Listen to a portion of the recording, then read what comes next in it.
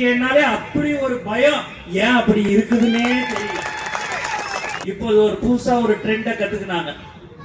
ஏதாவது ஒண்ணுன்னா ஒரு கழுத்துல நம்ம துண்டை போட்டுக்கணும், நீ எதையாவது ஒரு பிரச்சனையை பண்ற மாதிரி அப்படி பண்ணா டிவிகே நிர்வாகி இதை செய்தார், டிவிகே நிர்வாகி அதை செய்தார்னு அவர் பார்த்தா 10 நாளைக்கு முன்னாடி தான் மாற்று கட்சியில இருந்து வந்து சும்மாவே ஒரு துண்டை போட்டு பாரு எதையாவது ஒண்ணு. இன்னைக்கு கூட பாத்தீங்கன்னா அப்படி ஒரு சம்பவம் நடந்தது. அவர் பாத்தீங்கன்னா வந்து 10 நாள் 12 நாள் தான் ஆயிடுச்சு. பிறகு அவர் ஒரு துண்டை போட்டுக்கினார்.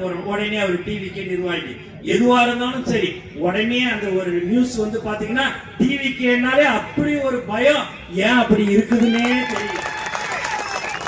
தைரியமா தில்லா எதுவாக இருந்தாலும் அரசியல் பண்ணுவது என்பது தைரியம் தில்ல இருக்க வேண்டும்.